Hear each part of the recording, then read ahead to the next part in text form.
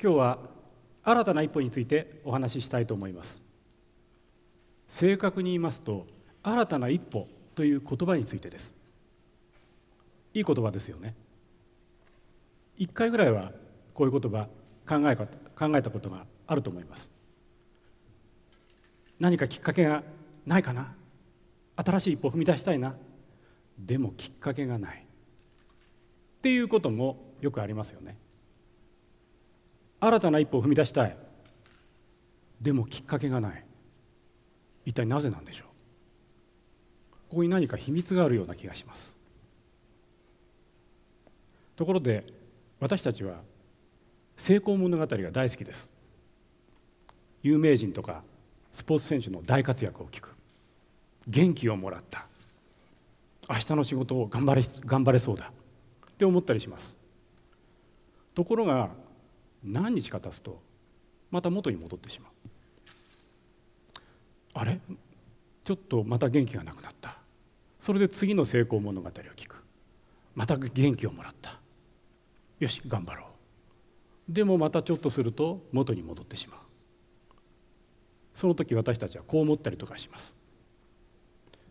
私は彼らとは違うから、平凡だから、彼らとは違うんだよ、だから一歩踏み出せないんだって思ったりとかします。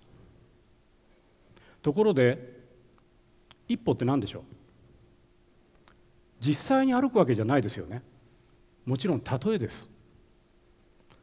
そのきっかけがないっていうのは一体どんな意味なんでしょう。私はここに落とし穴がある、そんな気がするんです。新たな一歩を踏み出したい、だけどきっかけがないな。それは落とし穴にはまってることじゃないのかなって思いました。私仕事でビジネス関係のセミナーとか研修に呼ばれることがよくあります。こんなことがありました。遠くの小さな町から依頼を受けて、元気の出る中小企業の事例をいっぱい紹介してくださいって言われました。あ、わかりました。よそでうまくいった話がありますからいっぱい持ってきますで勇んで出かけました。電車で駅に着いて、駅を一歩出ると豊かな田園風景が広がってました。見渡したところビルがない、会社の看板らしきものが見えない、お店が一つ二つポツポツとある。あれなんか私間違ったような気がするって思いました。また別の機会にこんなことがありました。あるデパートで社員研修をやってくださいって言われました。マネジメントの初歩の初歩を教えてください。あ、わかりました。本当に簡単な初歩の初歩ですね。わかりましたっていうふうに準備していきました。ガラッと部屋を開けて、受講者の皆さんを見て、あれと思いました。私のイメージではこれからデパートの経営管理を担う若手社員の研修だ、スーツを着てネクタイを締めてっていう方たちだと思っていたんですが、ネクタイをしている、そもそも男性が一人もいない。あれ、どうやらこれは販売員の皆さんではないだろうか。ちょっと違う準備をしてきてしまいました。非常に焦りました。こんなことが本当によくあるんです。でもその時に私はこう思いました。一歩の見方ってどうやら人によって違うらしいな。ここに何か秘密があるんじゃないかなっていうふうに思いました。じゃあ落とし穴って一体何なんでしょう。多分こうじゃないかなと思いました。大きすぎる一歩。一歩っていうのは例えなんですけれど、一歩踏み出せないっていうことは何かその一歩が大きすぎて今の自分ではとても踏み出せないな、だからきっかけがないと思ってしまう。今の自分にとっては大きすぎる一歩が頭の中によぎると、何かそのイメージがあるだけで前に出ることが怖くなってしまう。きっとそうなんじゃないかなっていうふうに思いました。新たな一歩っていうのは人生の節目だけにあるわけじゃないと思います。人生のうち2度か3度しかないものじゃなくて、日々の仕事であるとか日常生活でもよくこんなようなことは起きると思います。調子が悪いなとか、なんかやる気が出ない、なんか停滞感を感じるなということは頻繁にあると思います。これも新たな一歩を踏み出せないっていう場合に当てはまるんじゃないでしょうか。私はその時には何か大きなものが頭によぎっていて踏み出せなくなってる、そんな気がします。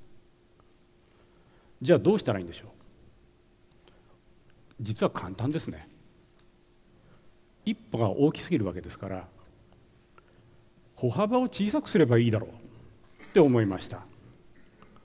要するに大きすぎる一歩、10歩も100歩も1000歩も先を見てしまってる、大きな遠くのものを見てしまってるから踏み出せない。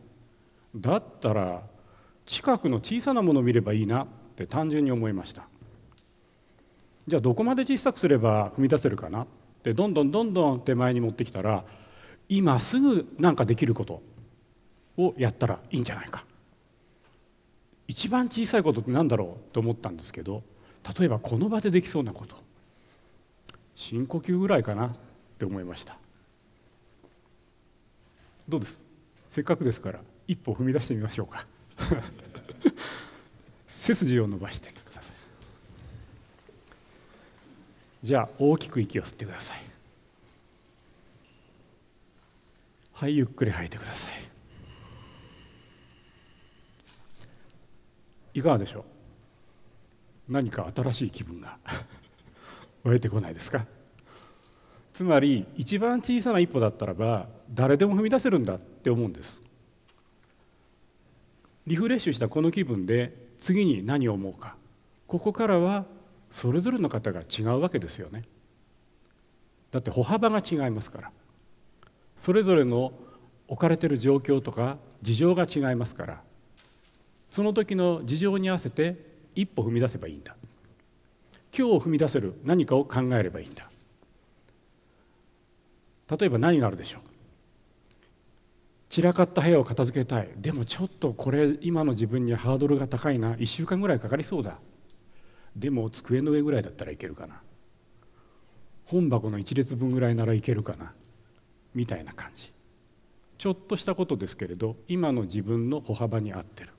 やる気がない状態の気持ちにも合ってる。こんなものがあるんじゃないでしょうか。これが実は一歩踏み出すコツじゃないかと思うんです。じゃあ一歩踏み出したら次は一体どうしたらいいんでしょう。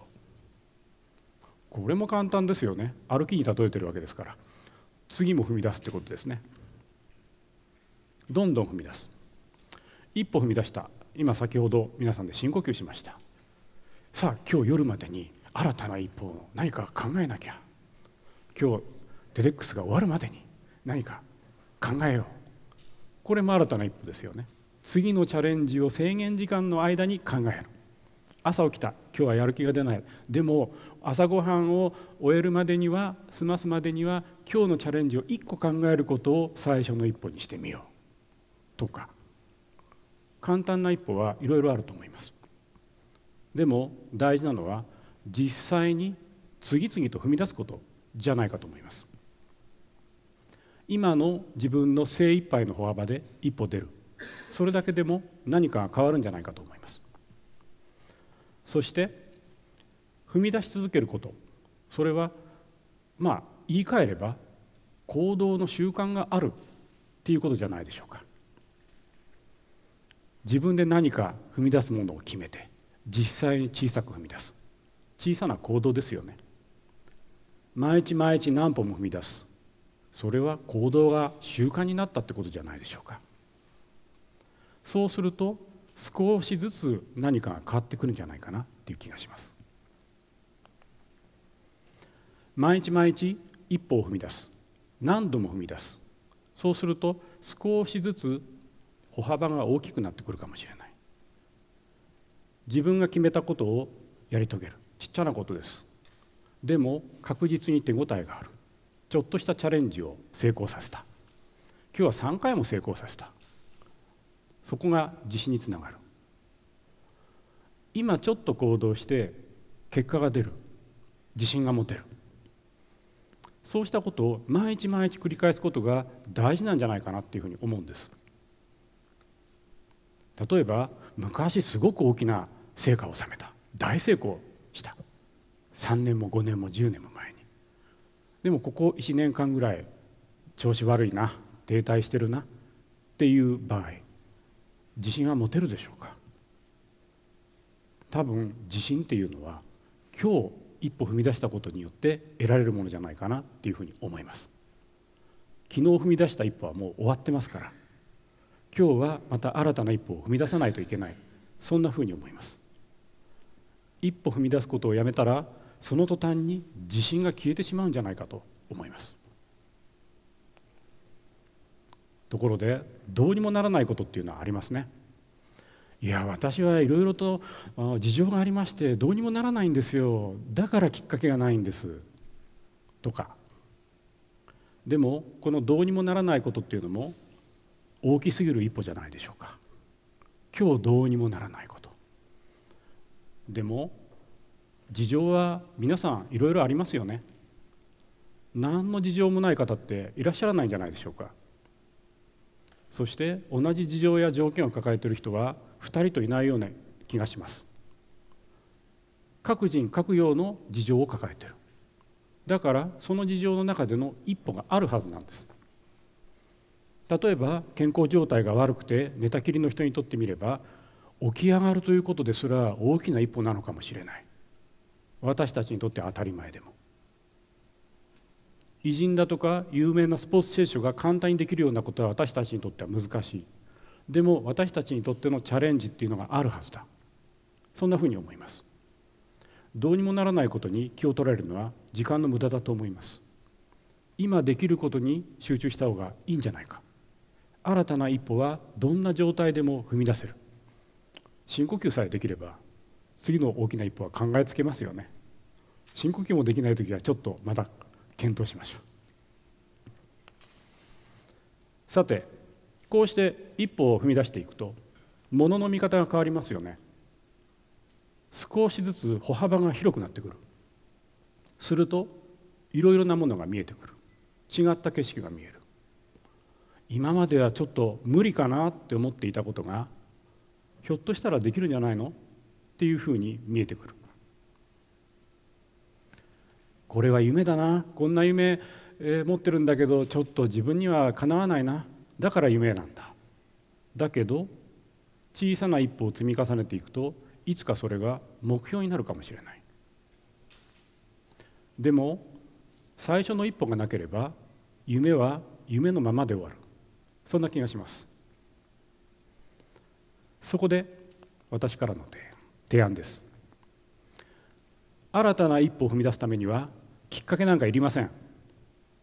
今すぐ小さな一歩を踏み出しましょう。